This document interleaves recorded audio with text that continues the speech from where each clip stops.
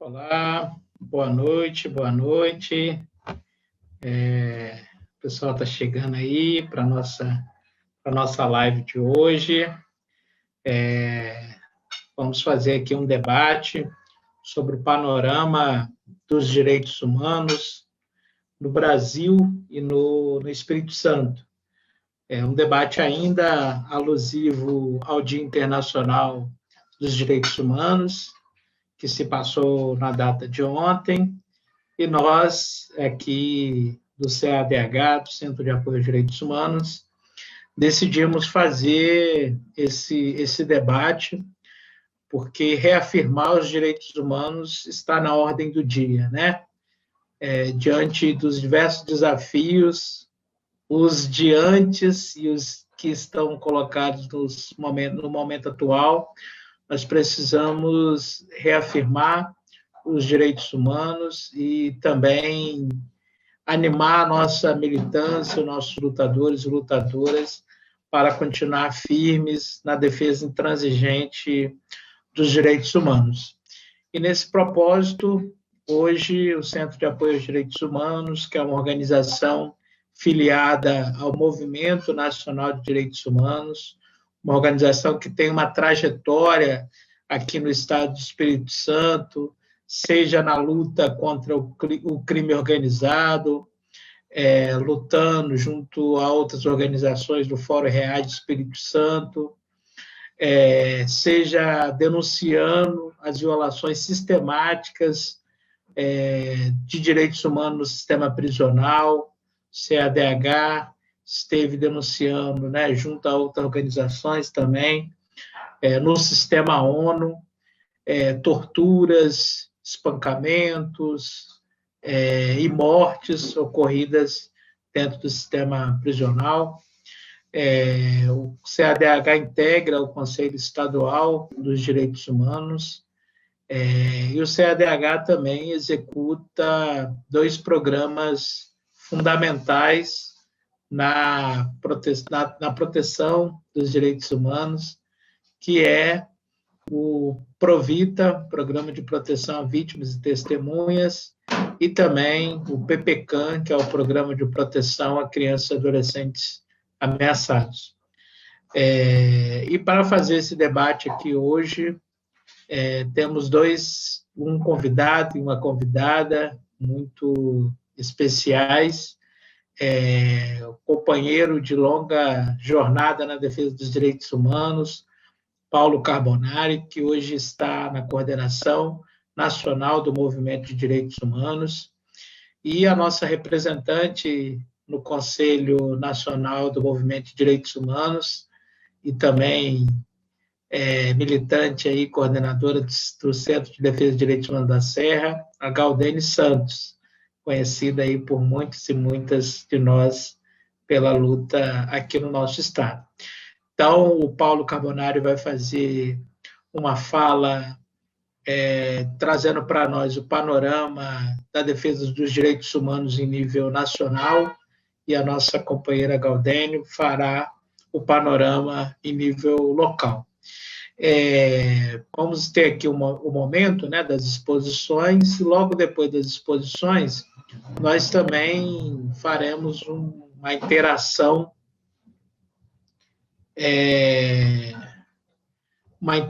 com vocês. Então, se quiserem fazer perguntas ou considerações, já pode registrar aí no chat, que a gente depois vai devolver para o nosso debatedor e nossa debatedora. Então, teremos agora o momento de exposição inicial, e em seguida teremos aí a interação, né, com vocês aí que estão acompanhando esse nosso debate. Desde já também agradecer a presença de vocês, e fiquem à vontade, a casa, o espaço virtual é nosso. Sem mais delongas, quero chamar aqui então, para fazer a sua fala, o companheiro Paulo Carbonari, como eu falei, da coordenação do Movimento Nacional de Direitos Humanos, e fala lá de Passo Fundo, Rio Grande do Sul. Vamos lá, Paulo, fala contigo.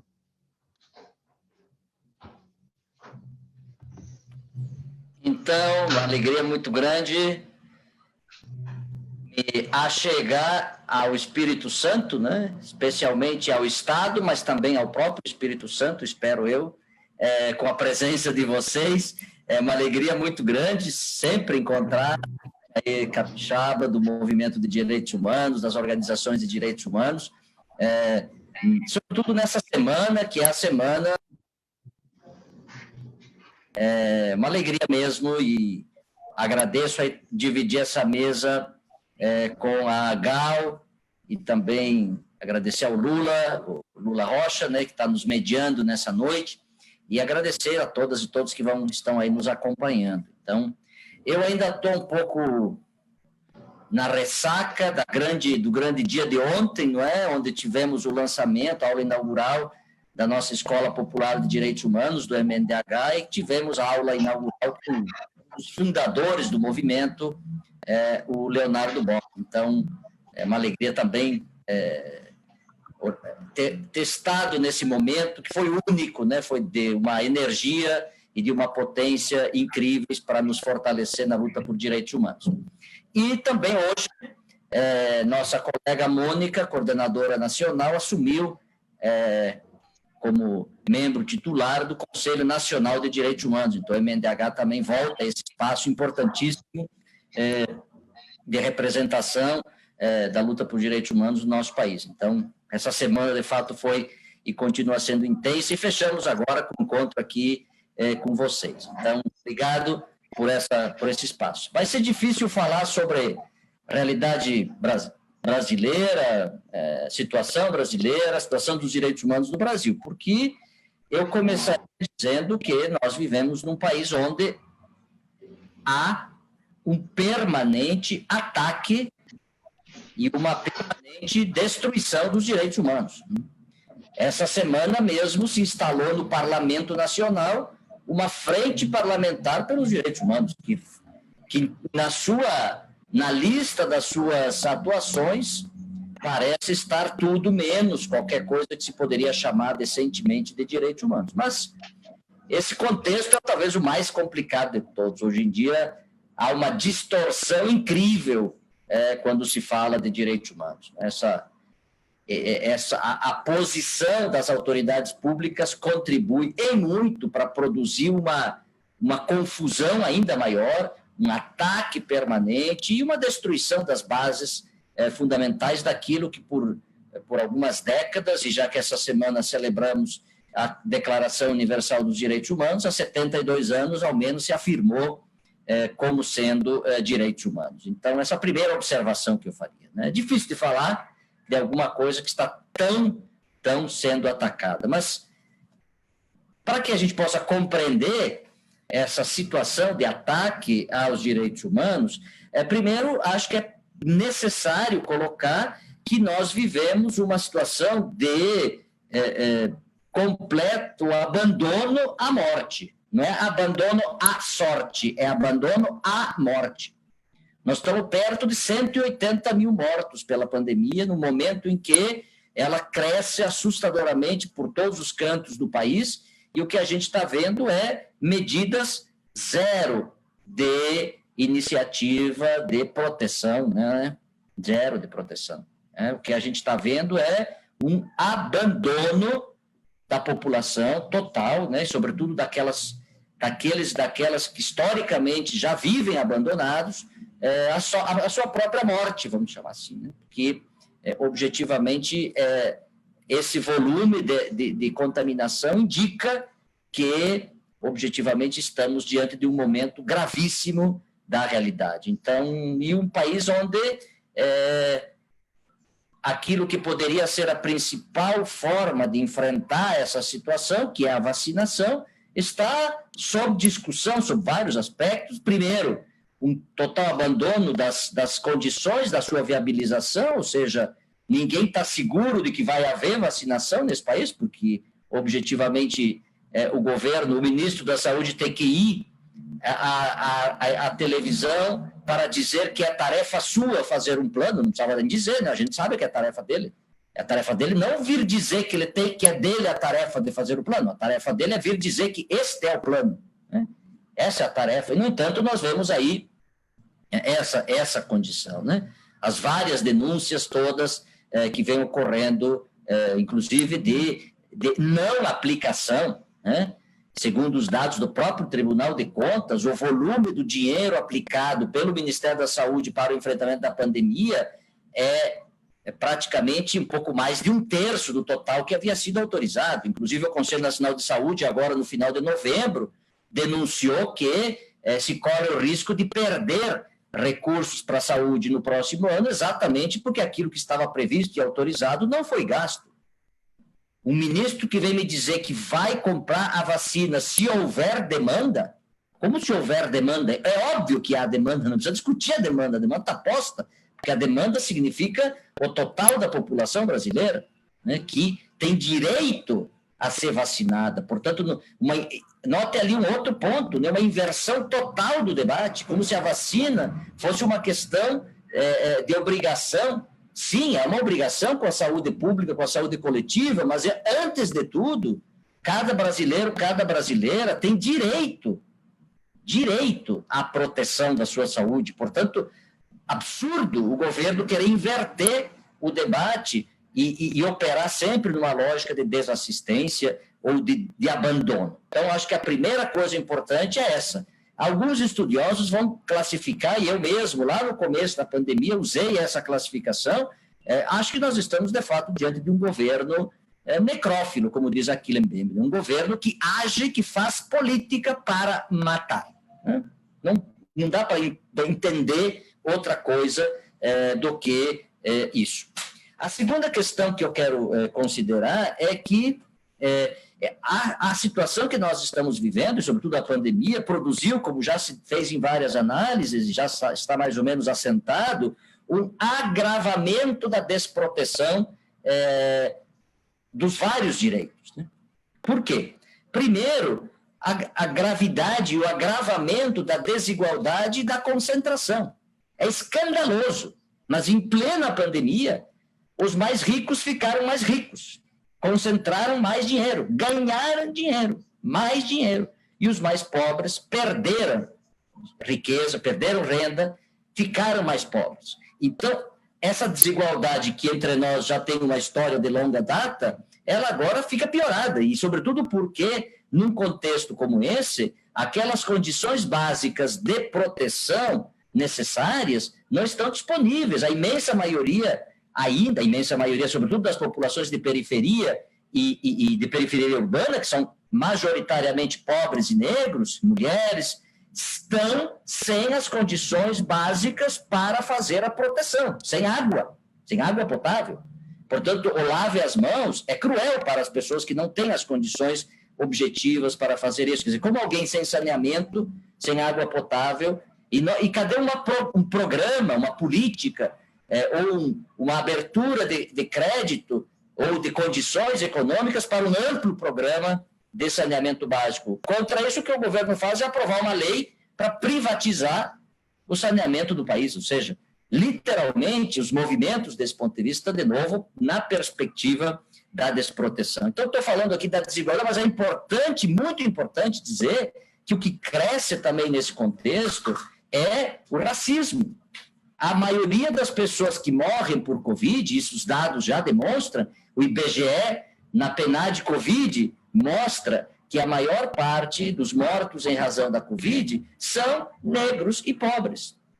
Ora, será que a Covid escolhe as pessoas que ela quer atacar? Não, é porque essas pessoas estão em maior desproteção, porque o serviço de atenção à saúde delas chega mais tarde, porque as condições dessas populações terem acesso aos serviços é menor do que daquelas que estão numa situação mais privilegiada. Então, atenção para esses elementos, sem contar todos os ataques às recentes vereadoras e vereadores negros eleitos, sem contar a morte do Beto aqui em Porto Alegre, sem a morte da Jane e várias outras situações, das meninas na Baixada Fluminense, enfim, há o agravamento da desigualdade e do racismo. Mas há também uma dinâmica instaurada de desproteção.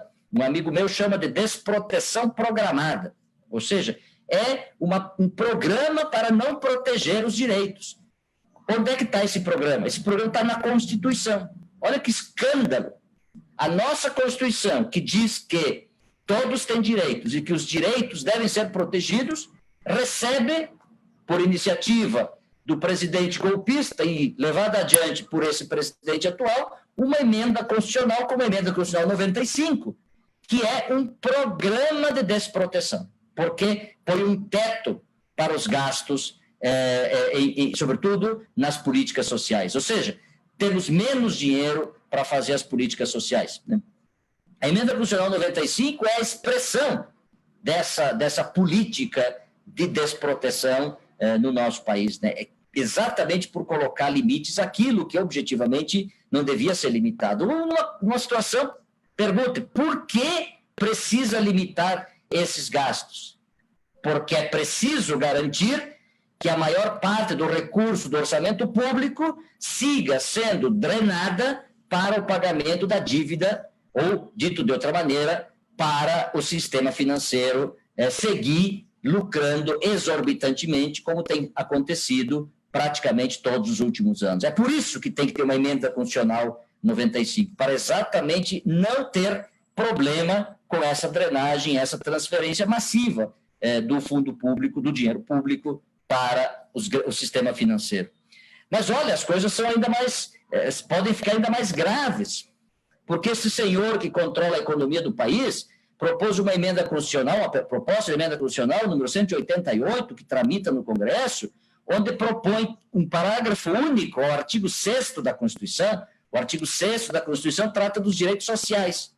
E ele diz que introduz ali que os direitos sociais serão garantidos contanto que se respeite um suposto direito ao equilíbrio fiscal intergeracional. Olha que escândalo. Tratar isso como um direito, primeiro, e segundo, equilíbrio fiscal intergeracional. Eu costumo traduzir com o seguinte exemplo: para que meus netos tenham saúde, então meus filhos e eu vamos ficar sem saúde. Como é que alguém vai ter netos com saúde se os filhos atualmente estão sem saúde? Isso é equilíbrio fiscal intergeracional, né? Sequestrando um termo tão importante vindo da luta ambientalista e pervertendo ele de uma forma tão dramática e cruel para desproteger mais ainda as populações na garantia dos seus direitos. Essa semana, escandalosamente, o parlamento dá uma pernada, desculpe a expressão, no Fundeb, no Fundo da Educação Básica, que foi aprovado com uma luta muito grande dos educadores, das educadoras, dos estudantes, no meio da pandemia, porque o governo estava nem um pouco preocupado na continuidade dele, e agora o parlamento aprova a possibilidade de financiar ensino privado com fundo público. Então, gente, a segunda questão, para mim, há uma desproteção agravada nesse conjunto. O que dizer para os mais de 30 milhões de ou desempregados ou de desalentados? Praticamente estamos com 14 milhões e 15 milhões, 14 milhões de desempregados e 14, 15 milhões de desalentados, que são aqueles que nem mais procuram emprego, por isso nem mais figuram na lista dos desempregados, né? Uma dinâmica que só está se mantendo ou crescendo. O que dizer para as pessoas agora na virada do ano que não vão ter mais auxílio emergencial, que não vão ser inseridas no Bolsa Família? Vão comer o quê? Esse é o início de ano que nós teremos para a maioria dos milhões e milhões de brasileiros e brasileiras que não têm, ou que estão totalmente desprotegidos, né? Desprotegidos. E, sobre o terceiro aspecto, mais do ponto de vista político, nós acabamos de ter eleições municipais que tentaram dizer o seguinte: olha, entre o radicalismo da direita e o radicalismo da esquerda, vamos ficar com o centro. Inclusive, toda uma narrativa tentando construir essa expressão como resultado da eleição municipal, né? E, em certo sentido, é verdade, mas não é toda a verdade, né? É preciso dizer que, sim, o bolsonarismo perdeu bastante, mas o que cresceu, o que se manteve, não é o centro, é a direita. Esse é o ponto. Portanto, entre sair do ultradireita, do ultraconservador representado pelo governo atual e cair na direita, a desgraça continua igual, porque quem fez a pinguela para o passado não foi a ultradireita, foi a direita, né? Exatamente que gerou, entre outras, a emenda constitucional 95. Então, do ponto de vista político também, esse fortalecimento dessa vertente política indica um futuro bastante problemático. Mas acho que meu tempo também vai indo, e eu queria passar para uma segunda parte para chamar a atenção mais especificamente a respeito dos direitos humanos, para nos ajudar a entrar numa reflexão mais específica sobre isso, é que eu estou entendendo que nós estamos vivendo, não só no Brasil, mas no mundo, o ataque a dois grandes princípios fundamentais dos direitos humanos. O primeiro é o princípio da não discriminação, e o segundo é o princípio da proibição do retrocesso. São dois dos princípios mais caros aos direitos humanos. E falando de direitos humanos, a gente tem que estar atento, porque tudo aquilo que eu disse antes, no fundo, põe por terra esses dois princípios, né? A começar pela nova vacina, que pelos dados divulgados hoje, vai chegar a 14% e provavelmente aos países mais desenvolvidos, da população do mundo aos países mais desenvolvidos. Isso é romper com o princípio da não discriminação.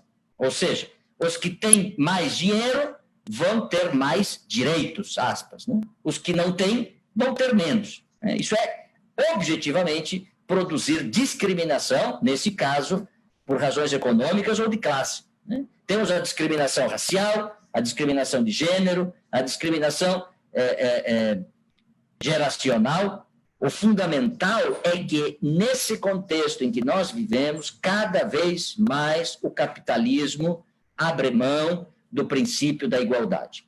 Definitivamente, aquilo que ele discursou como sendo um dos princípios liberais que ele haveria de sustentar lá na Revolução Francesa, liberdade, igualdade, fraternidade, hoje está abandonado. Ou seja, não estamos mais numa dinâmica de defender a igualdade, portanto, de defender condições iguais, direitos iguais. Estamos num mundo em que cada vez mais os direitos vão se tornando privilégios. E se direitos se tornam privilégios, eles deixam de ser direitos, porque os direitos são sempre comuns, são sempre iguais, sem aceitar qualquer tipo de discriminação. Então, a primeira questão que eu acho que está sob ataque no campo dos direitos humanos é o princípio da não discriminação. Segundo, ou seja, cada vez mais se abre mão da ideia de que direitos são iguais para todos, e, sobretudo, numa perspectiva de equidade, inclusive que exige que a gente dê mais atenção, dê mais proteção para os que estão mais desprotegidos, exatamente para criar essas condições de igualdade. O segundo princípio é o princípio da proibição do retrocesso. Velho Bobbio já dizia que a gente não consegue todos os direitos humanos de uma vez e para sempre. Ele dizia que os direitos humanos a gente sempre vai conquistá-los ao longo da história, pela luta histórica.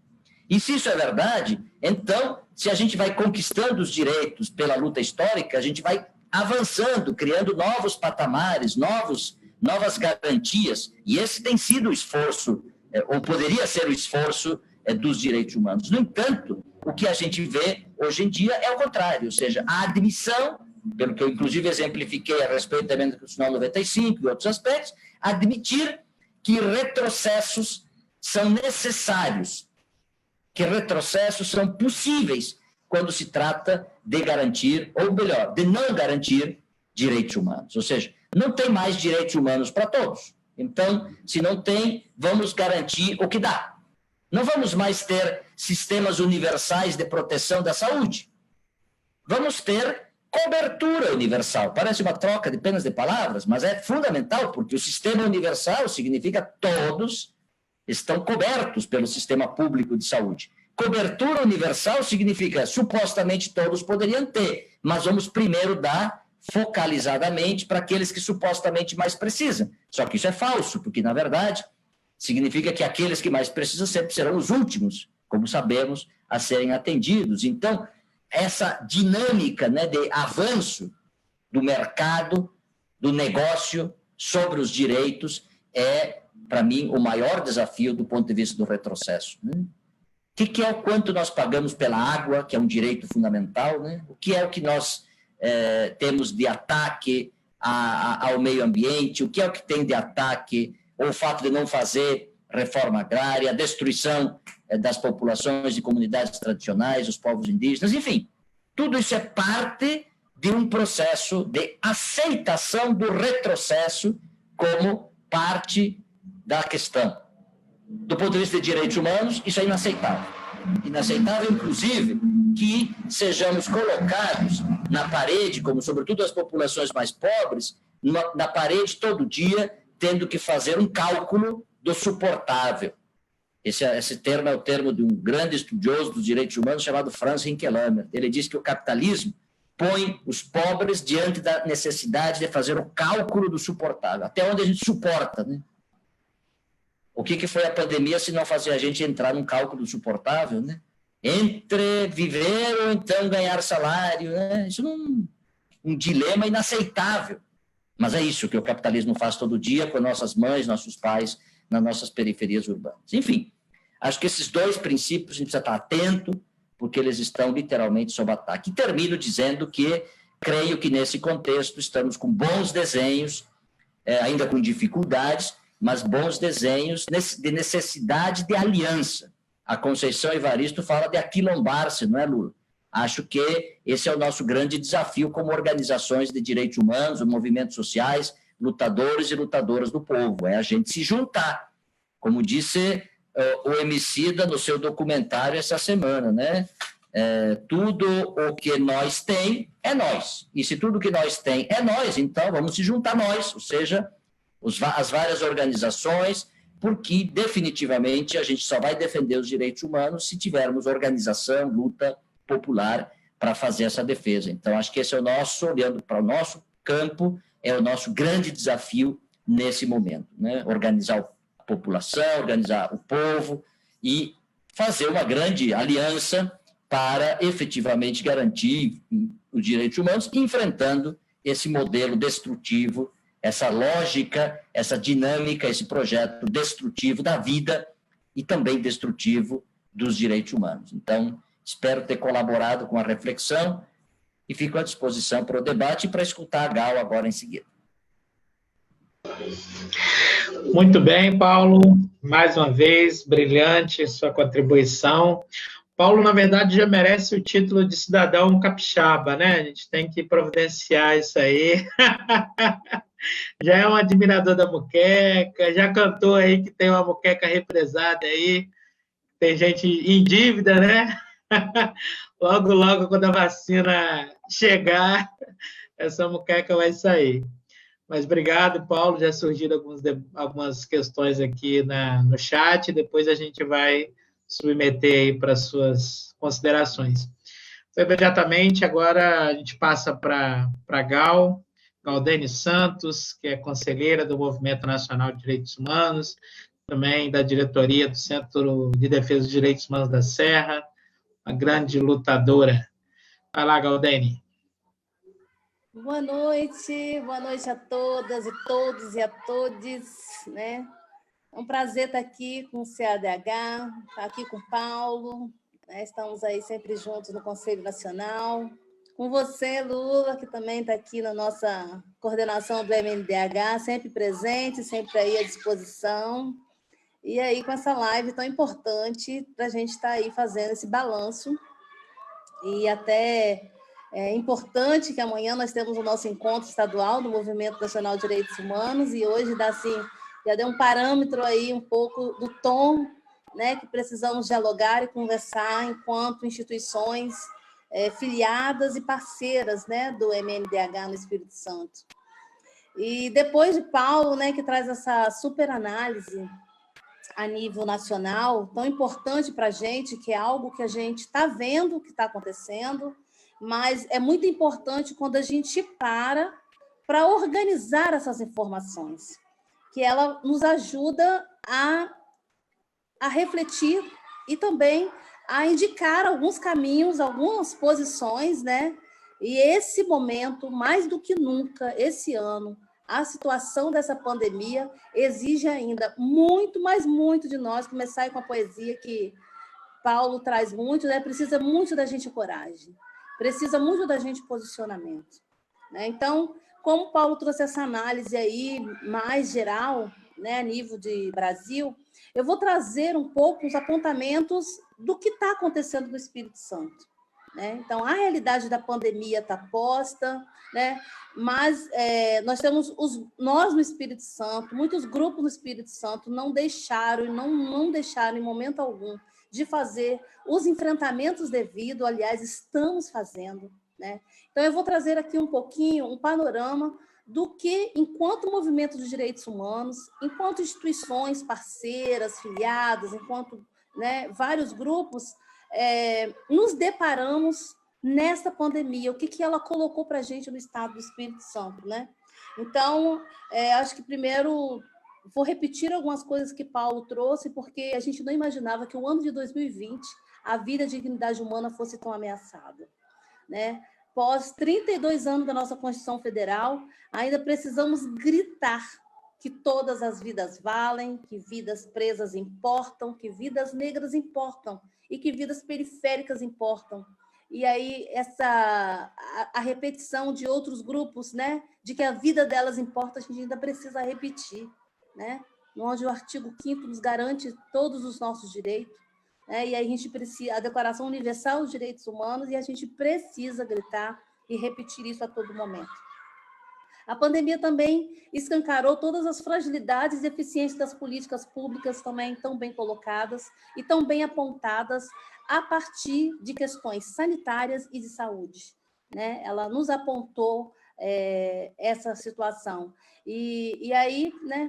O que é assistência social nesse contexto, né? O que é as outras políticas que praticamente pararam no momento em que o povo mais dela precisa, né? O momento que mais do povo dela precisa, né? Daqueles que precisam daquela política, foi o momento que as políticas pararam, e só, né, tudo centrado ali na saúde, né? A gente compreende o processo inicial de paralisação necessária, mas também a gente compreende a necessidade e aí as deficiências, né, que essas políticas já tinham, elas só aumentaram, né? Uma outra questão também que se aproveitou ainda mais para se precarizar as relações de trabalho, né? E utilizando como desculpa ainda mais a pandemia. Já estávamos nesse processo, né, de destruição da CLT, né? Ela se justifica, a pandemia foi utilizada para justificar ainda mais essas precarizações, né? E aí o que a gente percebe é que as periferias não deixaram de ser atacadas, né? As mulheres não deixaram a violência, muito pelo contrário, só aumentaram. O Espírito Santo, ali Brasil, né? No Espírito Santo a situação não foi diferente, né? Outra questão, eu acho que se falou muito, né? A gente vivia constantemente, né? A única questão que se ouvia na TV era o número de leitos, como se o número de leitos era a solução, né? Para que nos amedrontava e nos ameaçava o tempo inteiro, né? Se vai ter leito ou se não vai ter leito. Era sempre esse discurso, né? Sendo que a centralidade da política de tratar a pauta da pandemia não é só na questão dos leitos, né? E a gente ficou muito tempo nesse debate, né? E eu acho que o combate à fome e à miséria também nunca veio tão forte, mas tão forte, que eu acho que ele ainda nem começou, né? Ele ainda vai se estender e vai ainda ser avassalador. Eu acho que Paulo trouxe muito a questão da pobreza e da desigualdade, que aumentou ainda mais, né? E a gente precisa uma campanha que a gente pensou que estava, pelo menos até certo ponto, superada, ela vai voltar com muita força. E a gente precisa ainda mais, né, atuar nesse contexto. Eu vou trazer, então, né, só para colocar um pouco o Espírito Santo nesse contexto geral, e aí eu vou trazer alguns elementos que foi destaque, gritou muito dentro dos movimentos, né, dentro da atuação aqui dentro no Espírito Santo. Eu acho que, no primeiro momento, a situação da população de rua, que já tão invisível, né, foi o ano que a população de rua mais morreu no Espírito Santo. mas a gente está falando de uma população de rua que inicialmente não teve nenhuma política estratégica de atendimento dessa população. Então, uma população de rua que já estava sofrendo desde o início do ano, já tem há um longo de um tempo, né? Mas esse ano se apresentou com mais força práticas de ódio, assassinatos de população de rua, colocando fogo em moradores de rua, né? Temos um caso, né, lá no Itararé, onde, né, Padre Kelde celebrou, né, essa pessoa que ninguém se importou com essa morte, né? A ameaça aqui em Jardim Camburi, né? Vila Velha. Então, são infinitos casos na Grande Vitória de atentados à vida da população de rua. Então, tem um projeto em execução no Espírito Santo de extermínio da população de rua, e que ela se deflagrou e ela aumentou nesse período da pandemia. E identifiquei, né, acompanhando os dados, que nos dados, né, sempre isso, o Mindu também traz isso muito nos seus debates, que nas indicações dos casos da Covid, não há, né, a saúde, a Secretaria da Saúde não considera os dados da população de rua entre os infectados e curados. Praticamente 75% dos casos de população de rua contaminada não são contabilizados, né, não entram nas contas. Então, nós temos essa questão da população de rua, nós temos a questão do sistema prisional, né, que logo em maio, né, assim, os familiares já fizeram um ato.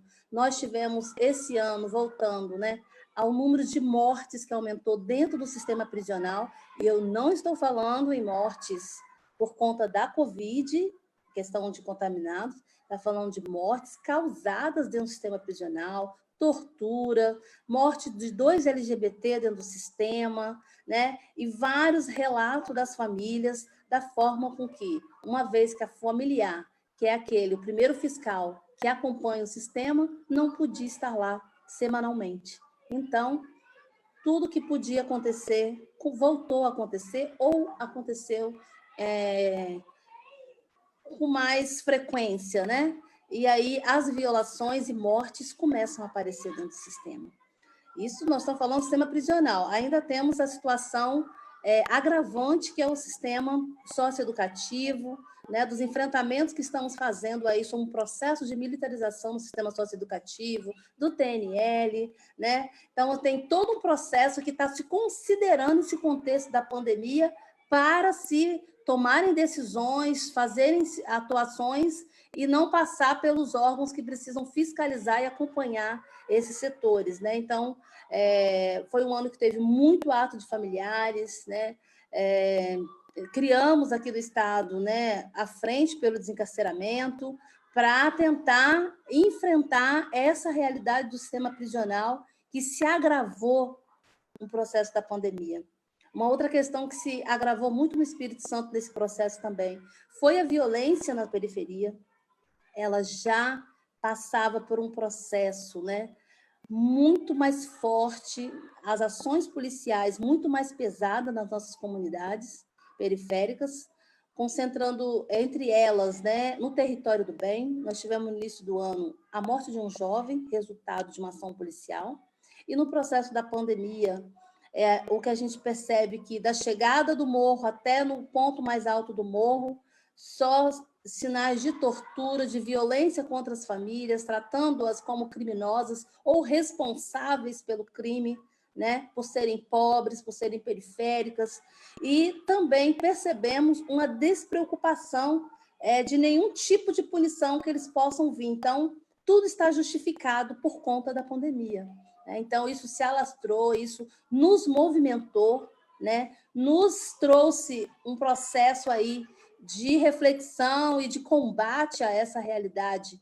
Só que numa situação de um Estado que não atende à sociedade civil, não atende ao conselho, né, não ouve as comunidades, né, a gente faz ato, entrega a carta, a gente não tem retorno deste governo, né, mas ainda assim a gente não desiste, continuamos nos organizando para fazer o enfrentamento a essas questões e identificamos, né, que não temos dúvida que é um plano estadual de direitos humanos, que é o Plano Estadual de Educação e Direitos Humanos, que é a Ouvidoria Independente de Segurança Pública, são propostas que a gente tem de enfrentamento a esse processo. É uma forma da gente estar mais presente e exigir que essas situações não aconteçam. Mas o caminho é longo nesse sentido, porque a gente, desde que foi criada a Secretaria de Direitos Humanos, que era um sonho, né, do movimento no Estado, ela não veio da forma que deveria vir.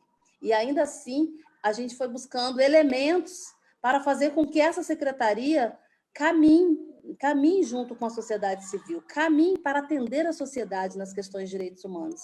E essa pauta, desde que essa nova gestão assume, enquanto o MNDH, a gente esteve lá apresentando uma série de pautas que não foram cumpridas até hoje de direitos humanos, e entre elas está o plano estadual, está o plano de educação, né? Está o comitê que foi criado, o Comitê de Educação e Direitos Humanos, que foi criado e iniciou e depois não deu continuidade às suas atividades. Então, são questões que a gente considera cruciais para o enfrentamento dessas questões de segurança pública, entre outras questões de violações de direitos humanos. Uma outra questão que vale destaque, eu acho que está muito presente, né, nesse momento também, é a situação das comunidades quilombolas, Sapê do Norte, né? Comunidades essas que já há décadas lutam, né, pelo reconhecimento de sua existência, da demarcação e titulação de seus territórios, e agora vem sofrendo uma série de invasões e especulações de suas terras.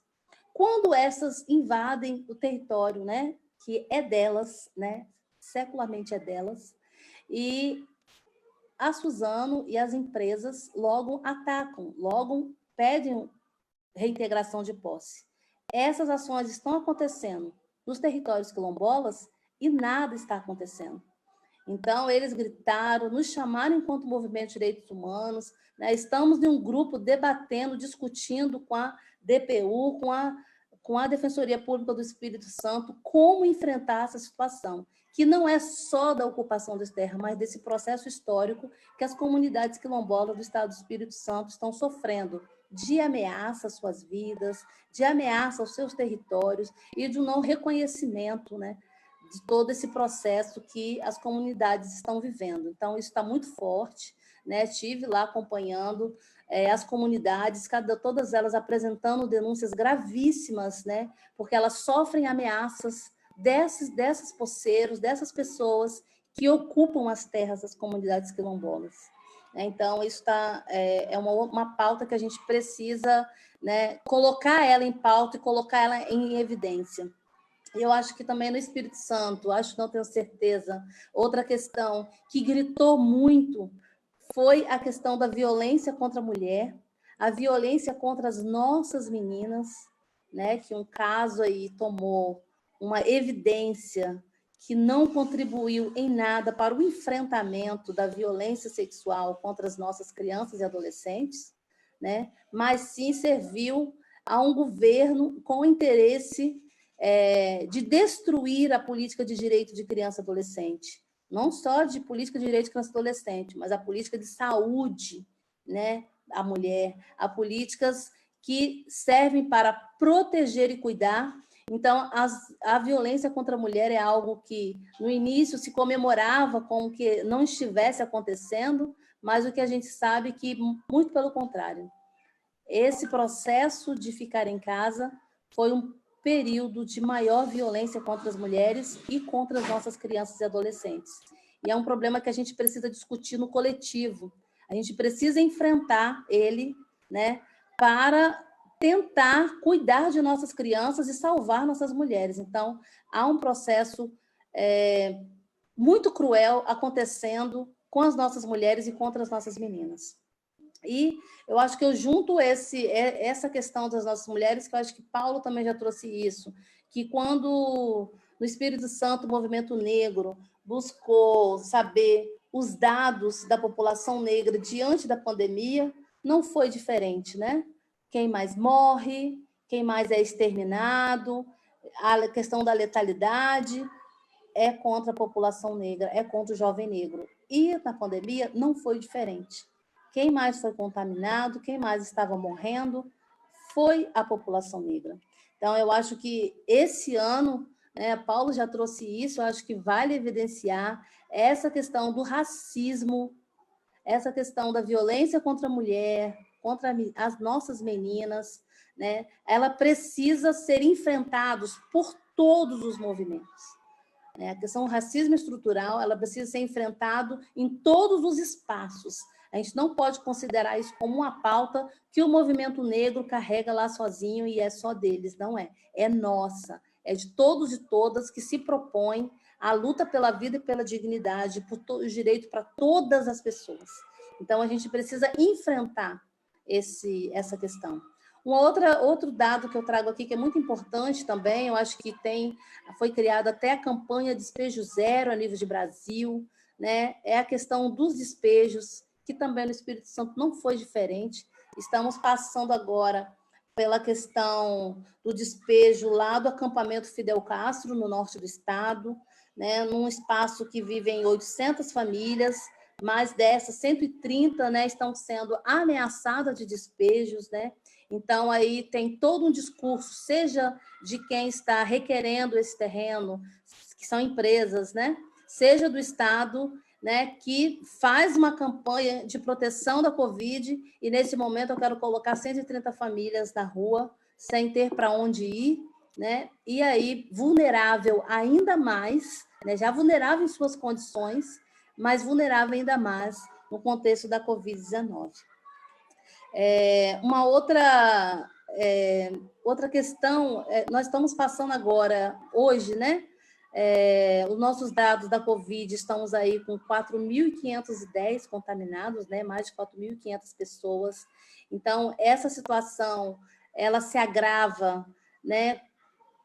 No contexto que a gente vivenciou aqui, eu acho que vale um destaque aí para o nosso processo eleitoral, né? Eu acho que o processo eleitoral, a nível de Brasil, não foi diferente, mas a nível de Grande Vitória, ele foi muito frustrante para a gente. Eu acho que vai exigir da gente ainda muito mais forças, né?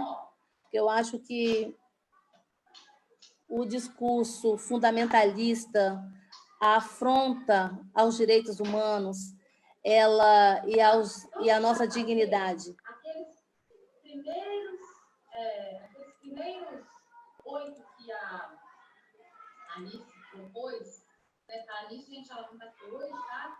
As sextas-feiras são sextas-feiras muito apontadas. Eu não sei se vocês estão acompanhando a Alice lá no IPC, mas assim, sempre tem uma live, ela está assim para baixo, captando recursos para o Algazarra estar de pé, o Coralito está de pé, o Unimed está de pé, e, assim, é tudo ela que vai matando esse leão no peito. Então, às vezes, na sexta-feira, ela fala assim... Gente, deu uma interferência aqui no meu... Beleza, deixa comigo, é nóis. Deu mesmo, Gal, paramos de te ouvir aí. Tem alguém falando no fundo aí.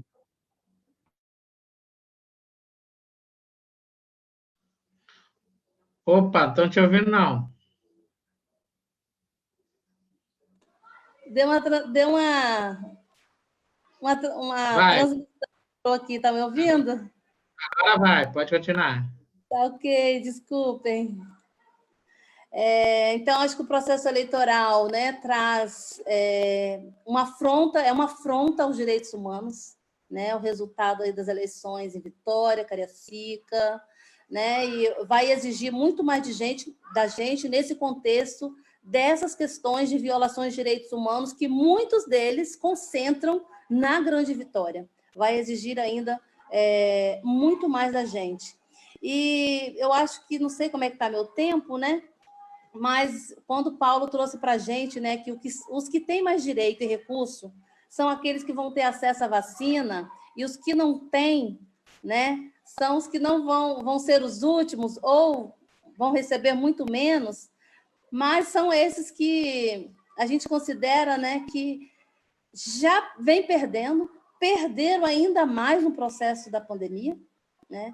E eu concordo plenamente quando o Paulo traz que o nosso grande enfrentamento, além das questões fundamentalistas, né, é o enfrentamento à pobreza e à desigualdade, enfrentamento com as nossas populações de periferias, aonde a gente sabe que os direitos humanos ainda não haviam chegado. Eles ainda clamam que cheguem os direitos humanos. Eles ainda clamam por direitos. E a gente tem que se juntar ainda mais com eles, falar com eles, para fazer com que esses direitos cheguem. Né? É um enfrentamento que vai exigir muito mais de nós, né? Porque precisa estar lá, precisa estar com eles. Né? Então, acho que nós temos que fazer esse enfrentamento considerando aí, eu acho que já está posto o racismo estrutural, esse preconceito como base que a gente precisa considerar em todos os nossos movimentos para fazer o enfrentamento devido.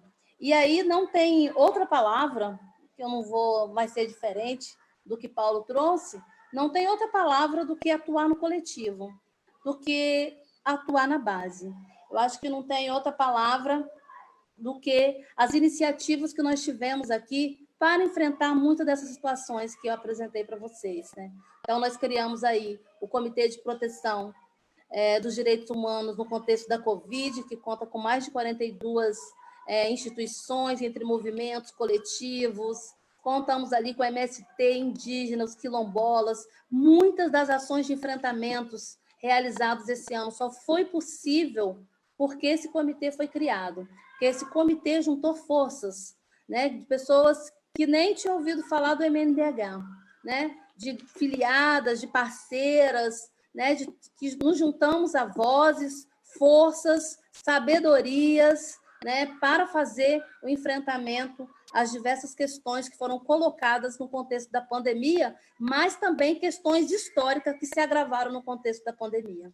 Eu acho que vale, a gente precisa frisar isso, né? Que há situações de violações de direitos humanos, na questão da violência das comunidades, no sistema prisional, com as nossas crianças e adolescentes, com as mulheres, com o povo negro, elas se agravaram na pandemia. Né? Então, precisava mesmo da gente fazer essa junção. Nós tivemos outro destaque, que foi o Fórum, né, pela Vida dos Trabalhadores e Trabalhadoras, que também vem nesse contexto de juntar forças com outros coletivos, com coletivos partidários, né? Então, foi outro espaço que movimentos sociais, partidos, sindicatos, também foi um grupo forte que se criou nesse contexto da pandemia, que fez vários enfrentamentos, principalmente na questão na abertura do comércio, na questão da abertura das escolas. Né? Então, a gente teve aí um grande movimento das instituições nesse contexto da pandemia, enfrentando diversas situações que apresentei aqui para vocês. E aí, exige da gente ainda muito mais. Exige da gente ainda muito mais posicionamento.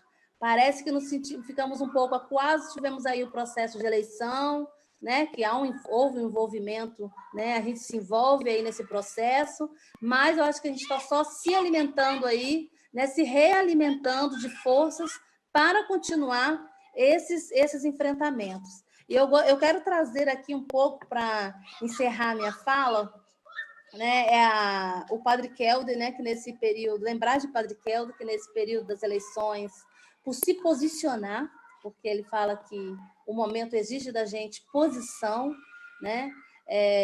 Sofreu aí, né, ameaças, sofreu denúncias contra ele, né? Então, nós fizemos todo o movimento. Então, a gente precisa, a luta pela vida exige da gente tomada de posição. Essa foi a frase de Padre Kelder que eu quero trazer para vocês. Outras falas que eu quero também encerrar, trazer para a minha fala, que são elas que, na atuação delas, fazem parte dessa análise, né, desse um pouco que eu estou apresentando do Espírito Santo, são das nossas homenageadas ao Prêmio de Direitos Humanos, quando a professora Etel, que tanto contribuiu com o comitê, atuando junto com as comunidades indígenas, atendendo a todos os movimentos sociais, estando presente, né, em todos os momentos, caminhando com a gente, né? Ela é nossa reitora eleita, né, que não tomou posse, porque indicado pelo presidente foi o segundo colocado, e ela fala que ela era uma pessoa perigosa, que, como pessoa perigosa, ela fez uma grande ameaça, uma feliz ameaça. Ela ameaçou de que, olha, vai ter muita luta, e ela vai lutar. Ela vai lutar para que todos tenham acesso à vacina. né? E nós estamos com ela e vamos lutar com ela. Então, trago aqui em memória, assim, nesse momento, né, essa fala que ela deixou para a gente no Prêmio de Direitos Humanos. Um outro destaque, né, é Lúcia Mara, que também recebeu o prêmio, que traz para a gente, trouxe para a gente a luta da criança com deficiência, do jovem, mas também a luta pelo direito à escola, né? O que é proteger nossas crianças nesse contexto, né? Como pensar em todas as realidades, que eu acho que é algo que a gente precisa enfrentar para 2021, a questão da escola, né? A questão deste lugar e de como as nossas crianças estejam protegidas em suas casas, né? E só voltem para a escola com vacina. A gente não vai desistir dessa ideia, né? Outro momento forte, eu acho que eu quero trazer a Ana Lúcia, né, do Fórum de Mulheres, que também ela trouxe para a gente que, no contexto da pandemia, né, foi uma afronta para a senzala, para o povo negro, né, essa questão da escola, da assistência social, da violência contra as mulheres, né? Então, assim, só trazer essas memórias, né, dessas pessoas que fizeram a luta e que fazem a história, né, dos direitos humanos do Espírito Santo. Tem também o Fejunes, né, que recebeu o prêmio, e nesse prêmio eu quero destacar que as pessoas trouxeram em suas falas a realidade que vivem e todas aproveitaram o momento do prêmio para fazer a cobrança devida ao governador do estado. E isso para a gente é importante. Até mandei mensagem para elas dizendo, né, elas não fugiram à luta, nem mesmo no momento de receber o prêmio. Então, é isso, eu acho que é um pouquinho do contexto, né, das lutas que nós enfrentamos aqui no Espírito Santo, que traz um pouquinho aí a realidade da luta pelos direitos humanos no contexto da pandemia esse ano, e que a gente sabe que tem muito para a gente enfrentar o ano que vem. Não está dando por encerrado, né? Acho que nós temos muita coisa para fazer e à disposição aí para contribuir mais para esse debate. Obrigada. Obrigado, Gal. Realmente fez uma contextualização, conseguiu fazer isso em tempo recorde aí, né? Relembrando as lutas, os desafios, né? E chegando até a Semana de Direitos Humanos. Então, fez aí um grande panorama, de fato, aí, do que a gente enfrentou nesse 2020, né, com a excelência extraordinária.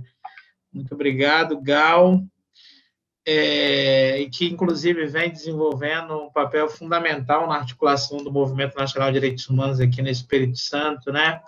A gente sabe que a nossa rede tem um potencial enorme, que precisa ser articulada, e a Gal vem fazendo isso de forma formidável. Amanhã a gente tem o nosso encontro, né, estadual, com as nossas entidades. Eu acredito que vai sair dali um plano de ações para a gente enfrentar aí o 2021 que se avizinha, né? Então, eu queria fazer esse reconhecimento em nome do CADH, dessa grande importância que você, Gal, vem desenvolvendo à frente da articulação da nossa rede MNDH aqui no Espírito Santo. Tivemos aqui, o nosso chat estava bombando enquanto a gente ouvia vocês, muita gente boa aqui, queria registrar algumas pessoas, anotei aqui, ó.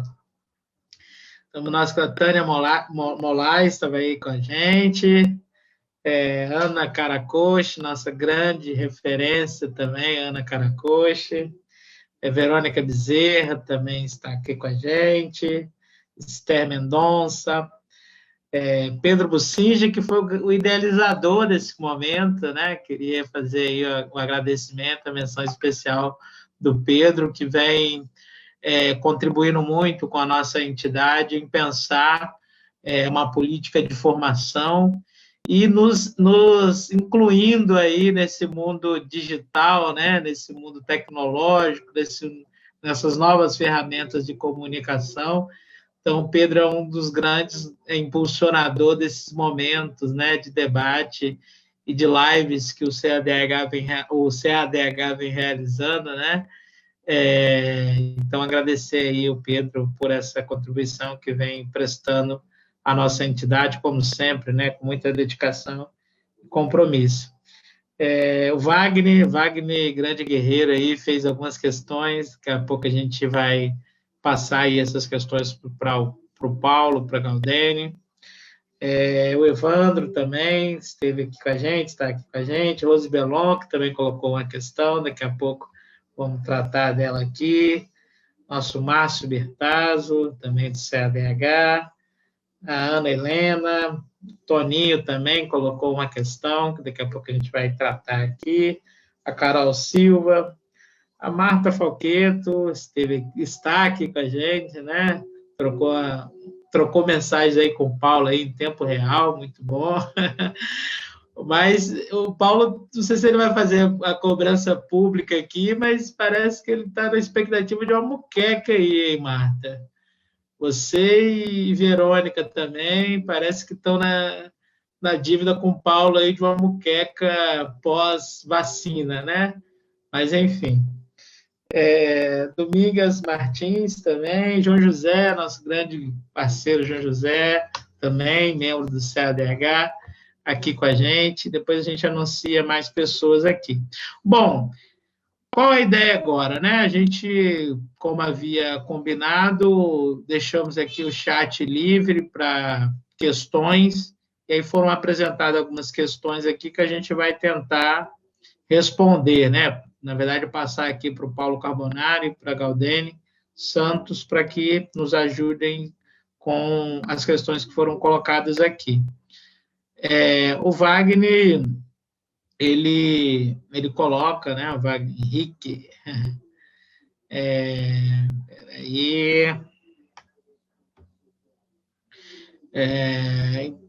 Wagner pergunta ao Movimento, né, Nacional de Direitos Humanos do Espírito Santo, diante da nova masmorra nos presídios capixaba, no governo Casagrande, só esse ano foram 10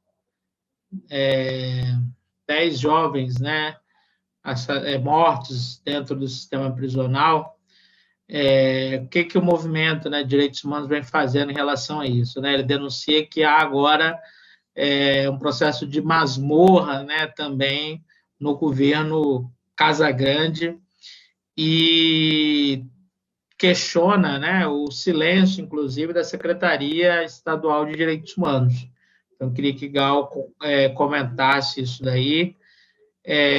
Também traz aqui outra questão, pedindo a posição do movimento diante do quadro monstruoso que a atual secretário de Segurança vem tendo com as comunidades periféricas, né, no Estado, enfim, pelas ações aí que a Gal já tratou na fala dela, mas ele gostaria de aprofundar aí qual a posição do movimento, né, sobre essas operações, sobre o discurso, né, do secretário de Segurança Pública também, legitimando essas violações, né, sistemáticas que vêm ocorrendo. E, por fim, o Wagner também coloca, né, sobre a destruição das políticas públicas de assistência social dos municípios pequenos, como que o Movimento de Direitos Humanos pode contribuir para a formação dos usuários do SUAS para a valorização dos direitos humanos. Então, o Wagner traz 3 questões importantíssimas: a questão do sistema prisional, as operações e as falas do secretário de Segurança, e, por último, essa questão da formação aí dos usuários do SUAS, tendo em vista o desmantelamento aí das políticas sociais, sobretudo nos municípios pequenos, né? E aí outras questões que já apareceram voltadas mais para o Paulo, que a Rose Belon traz.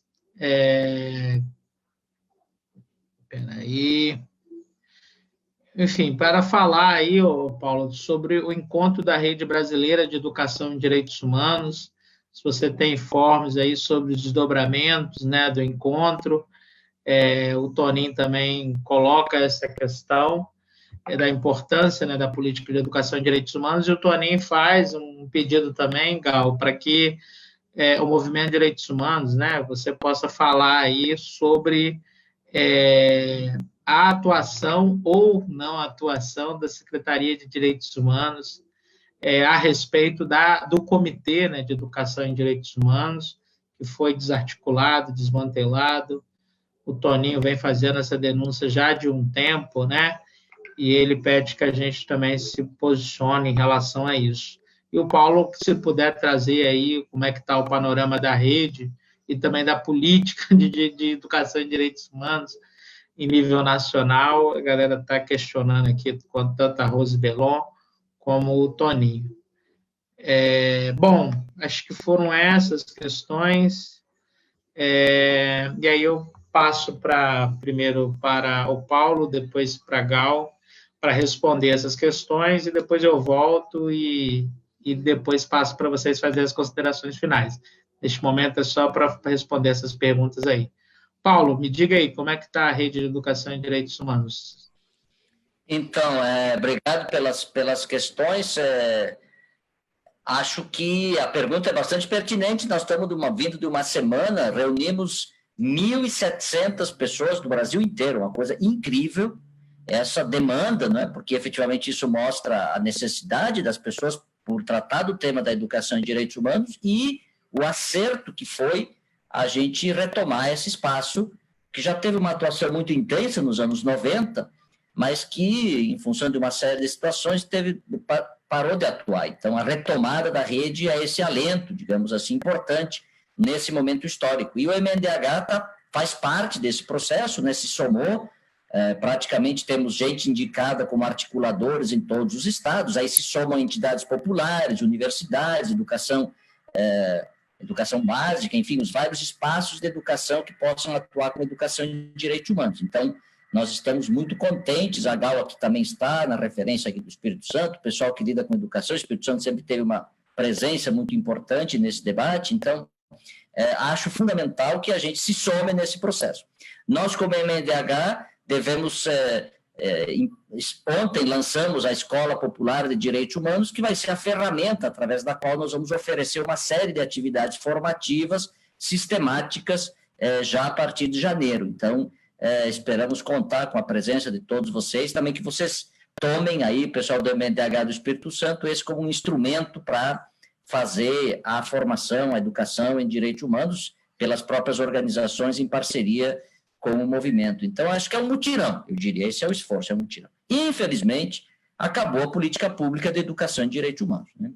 Não podia ser de outra maneira, porque, objetivamente, acho que seria um contrassenso esse governo fazer política de educação em direitos humanos, ainda que tenha mantido a estrutura, que tenha lá uma pessoa na coordenação geral, que ninguém tenha revogado o Plano Nacional de Educação em Direitos Humanos, essas coisas, né?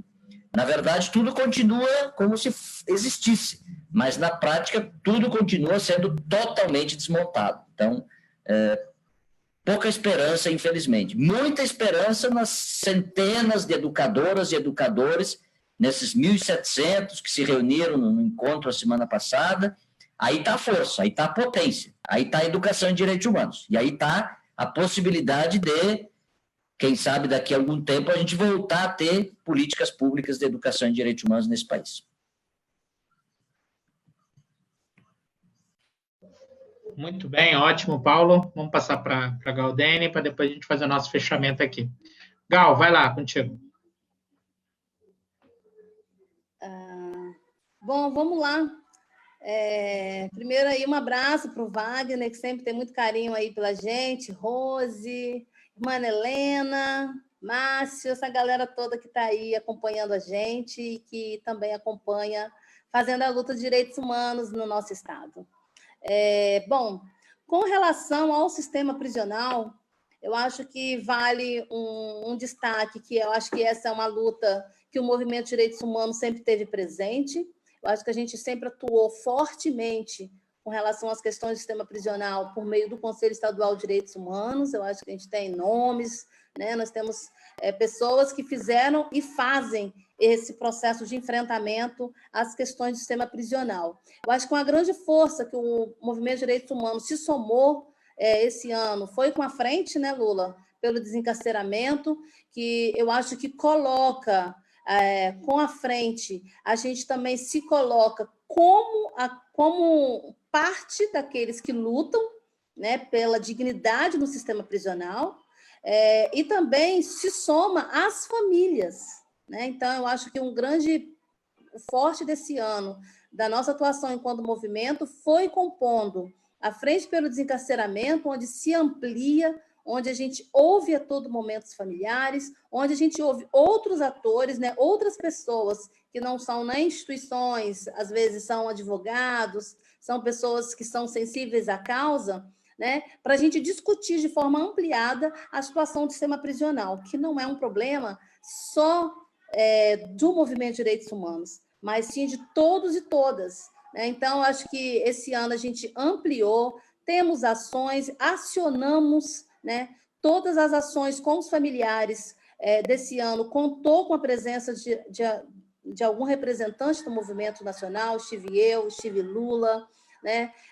Seguimos em frente com eles no diálogo com o governo do Estado, sentando na mesa de negociação, apresentando as cartas de reivindicações, construindo e apresentando a carta de reivindicações e monitorando junto ao Conselho Estadual de Direitos Humanos, né, essa situação, e a Defensoria Pública, né, envolvendo aí CEPET, Conselho Estadual de Direitos Humanos, né, nessa questão. Então, a gente acompanha de perto as questões que estão acontecendo. Vale ressaltar que, por conta da campanha Todas as Vidas Vales, né, a nível nacional, entre as ações está uma ação que é um comitê, e outra dela é o monitoramento das violações de direitos humanos, e nós judicializamos, né, um caso de morte dentro do sistema prisional, um dos casos de morte do sistema prisional, e é claro, o objetivo é se estender às outras questões que aconteceram nesse contexto da pandemia, né? Então, assim, é um acompanhamento de perto, com enfrentamento, judicialização.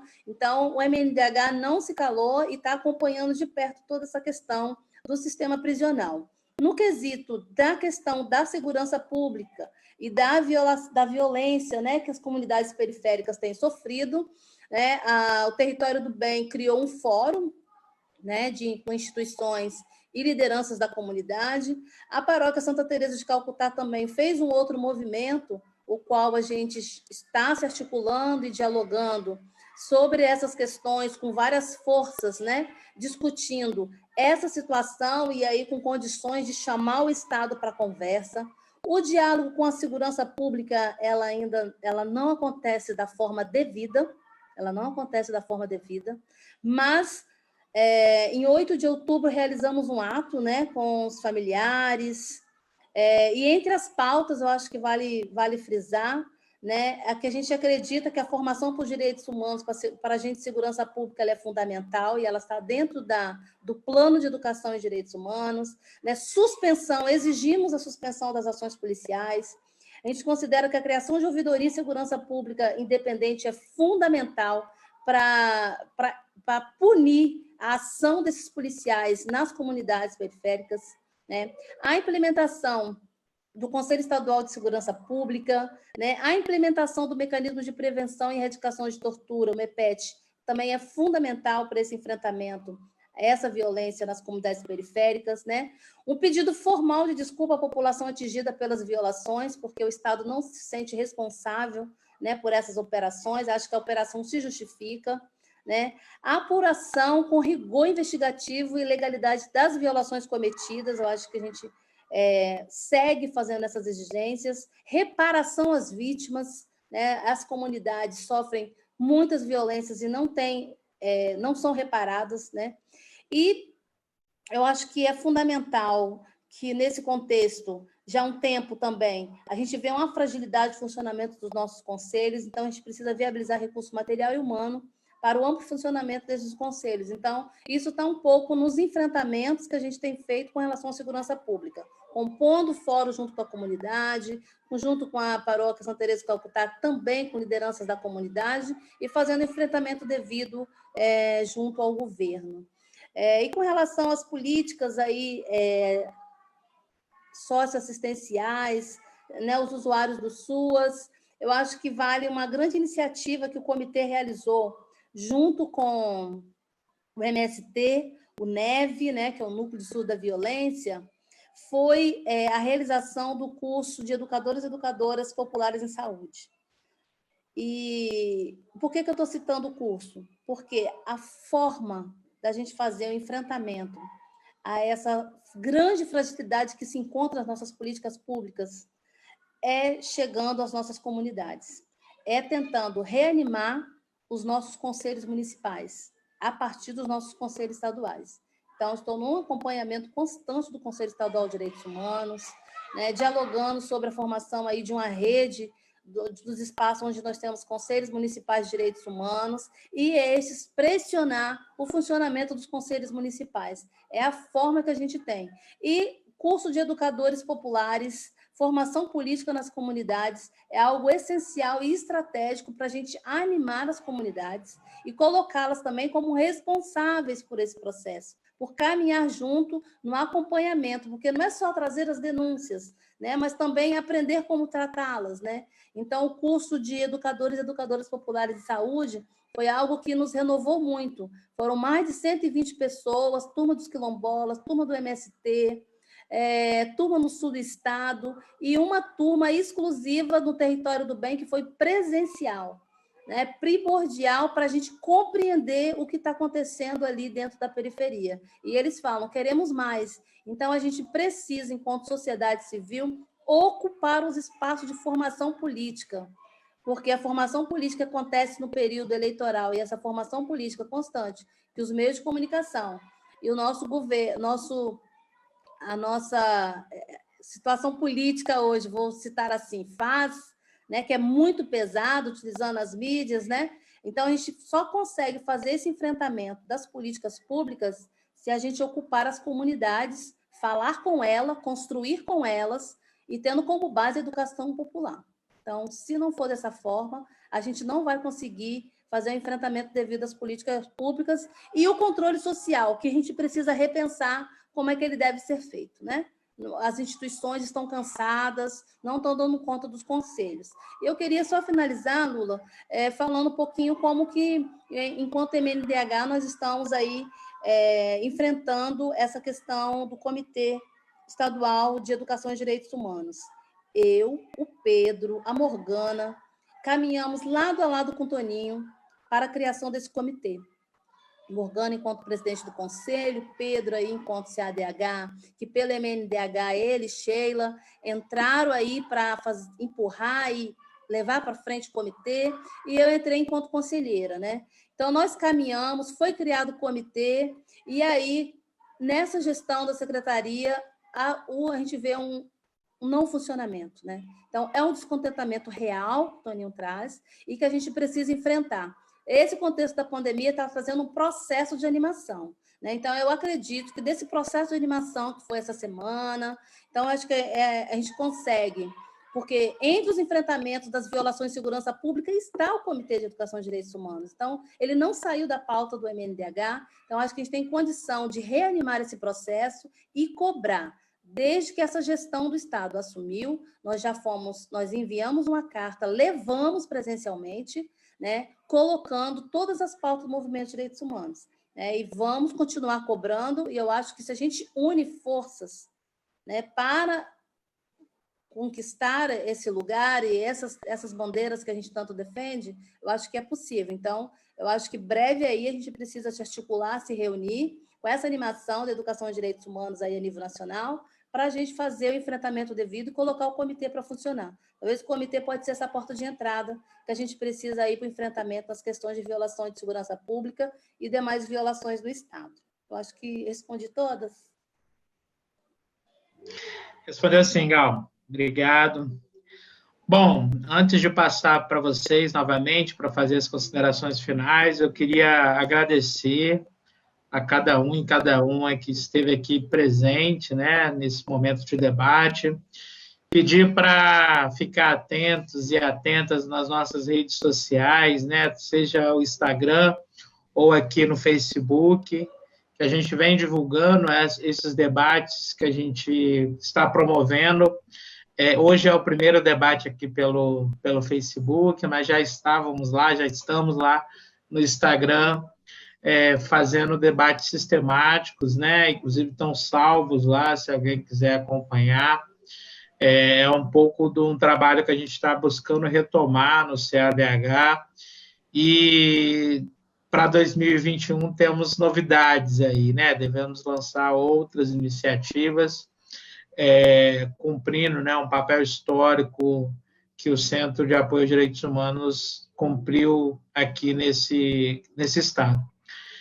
Agradecer também o André, que é o nosso assessor especial para assuntos de comunicação e tecnologia do CADH, que está aqui nos bastidores dessa nossa live, que vem contribuindo em outros momentos, né, impulsionando a política de comunicação da nossa entidade. Então, agradecer imensamente o André pelo compromisso, agradecer aí, né, novamente as pessoas que estiveram aqui presentes, os membros do CADH também, já aproveitar para deixar aqui todos e todas convocados e convocadas para a nossa assembleia, que vai acontecer na segunda-feira, e também reunião do nosso conselho político, né? A gente criou um conselho político aí da entidade, que vem contribuindo com as discussões do fortalecimento da luta pelos direitos humanos no Espírito Santo. Então, na segunda-feira, teremos uma nova reunião desse nosso conselho, e estou vendo que tem pessoas aqui que participam do conselho, então quero deixá-los convocados e convocadas. Bom, passo então para o Paulo Carbonari, para ele fazer as considerações finais, e depois para a Gal. Vai lá, Paulo.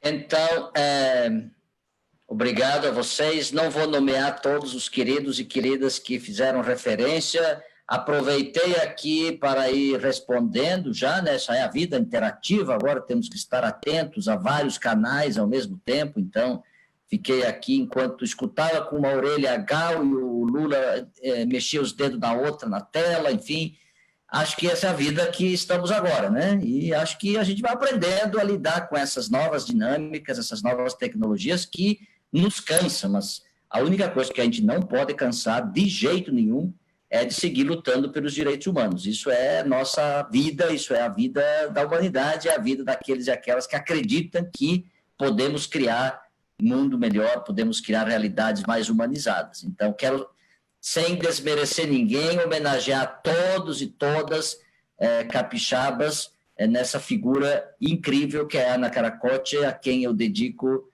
esse nosso debate de hoje. E, em nome dela, quero cumprimentar todas e todos que fizeram referência e que estiveram aqui conosco nessa noite. E quero terminar desejando que o MNDH ali do Espírito Santo siga forte, siga coeso, siga combatente, não é?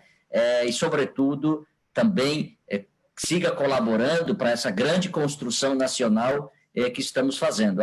Nós estávamos pensando essa semana, foi um ano intenso, exigente, mas também foi um ano de grandes reconhecimentos e avanços que precisamos celebrar. Então, desejo que todos também celebrem as festas de final de ano como uma forma da gente revitalizar, uma forma da gente recuperar forças para seguir fecundando a vida e fecundando as lutas. E termino mesmo com Guimarães Rosa, que em Grande Sertão Veredas diz: a vida pede da gente coragem. Coragem para ser alegre no meio da alegria, mas para ser ainda mais alegre no meio da tristeza. A alegria é o sentimento mais fantástico para quem luta por direitos humanos, até porque ele põe aqueles que são contra os direitos humanos na vergonha. Então, a gente ser alegre é ser efetivamente um agente de direitos humanos que produz, que gera alegria, porque a alegria nos põe para cima, nos põe para frente, nos põe de cabeça erguida. Então, um beijão para todas e todos vocês. Obrigado. Obrigado, Paulo. Gal, é contigo. Bom, foram muitas questões, acho que foi ótimo essa conversa de hoje, e muito bom aqui olhando o chat. Eu não dou conta de fazer o que Paulo faz, Paulo está muito jovem, ele consegue ir respondendo, eu não dou conta. Estou aqui curtindo, lendo algumas mensagens, e muito legal saber que as pessoas estão aí acompanhando de perto todas as questões de direitos humanos do nosso Estado. Espero ter respondido, né, em algumas ações, que eu acho que a gente só sabe das ações quando a gente vem para dentro, tá? Então, o comitê está aí aberto, né? Essa semana realizamos aí um belo debate, bela análise das eleições, né, com o nosso indígena, né, que ganhou o Wilson, com a Camila, com a Ciete do MST, a Camila do PSOL aqui de Vitória, a Ciete do PT lá de São Mateus, com a Elisângela do sul do estado, que ela não ganhou, mas veio trazer um pouco do relato do processo eleitoral enquanto mulher, enquanto esquerda. Então, o debate foi também maravilhoso, são ações aí que o comitê vai realizando. Tem questões que a gente ainda não está dando conta, como eu vi que Rose Belon colocou a questão, né, da barragem de Fundão e os impactos aqui no Espírito Santo. Essa é uma pauta que eu tenho colocado que o Conselho Estadual de Direitos Humanos precisa se apropriar, né? A gente tinha uma ação muito bacana aqui no Estado, né, de um fórum que tratava dessas questões, né? Mas esse fórum se desfez por conta também da gente ter a CJP foi desfeito em nosso Estado, mas também eu acho que vale ressaltar que a gente também, em todo nesse contexto pandêmico, desse contexto, né, da gente tem hora não saber o que fazer, né? Mas quando a gente se ajunta, né, a força vem. Né? E dessa força, uma das boas notícias desse ano foi a criação da Comissão de Promoção da Dignidade Humana, né, da pessoa humana. Eu vi João José falando aí, pessoa dele, João José, nosso presidente aí da comissão, que conta com diversas pessoas e que tem condição de somar e trazer aí outras pautas que a gente ainda não está dando conta, principalmente da questão ambiental, que tem sofrido e sofreu esse ano. Se a gente for falar aqui só direitos humanos e questão ambiental, né, Paulo, a gente teria aí um grande debate das questões que aconteceram nas questões ambientais. Então, é importante trazer isso e dizer que a gente segue em luta, a gente segue perigosos, porque, como diz Etel, porque nós vamos lutar, a gente não vai desistir, a gente está aí tentando ocupar os espaços, mas esses espaços, eles só se ocupam quando as pessoas vêm lutar com a gente, né? A pauta de direitos humanos não é só do MNDH, ela é de todos, né? A gente precisa de todos. Eu encerro aqui agradecendo a todos que contribuíram, as mensagens maravilhosas, que bom que a gente está junto, e essas falas dão um grande sinal de carinho e força para a gente seguir na luta, e sabemos que estamos no caminho certo, porque nós estamos com os companheiros certos. Então, eu quero encerrar com a frase do nosso Ademir Torres, que sempre traz para a gente que o mundo precisa de gente que ama o que faz. E a gente ama lutar pelos direitos humanos, pelo direito de todas as pessoas. Ótima lembrança, grande Ademir. Bom, agradecer, Paulo, pela prontidão e pela contribuição maravilhosa com o povo do Espírito Santo novamente. Galdene, nossa grande referência, dizer que amanhã estamos juntos lá no encontro do MNDH, e sigamos a luta. E vocês que acompanharam aqui, gratidão também. Esperamos que esse encontro, que esse debate ocorra presencialmente em breve, para que a gente possa se abraçar ao final, né? Mas até lá vamos cumprindo nossas missões por aqui mesmo, porque a luta por direitos humanos, né, ela tem que ser mantida, ela tem que estar na ordem do dia sempre. Então, gratidão, brigadão e até a próxima.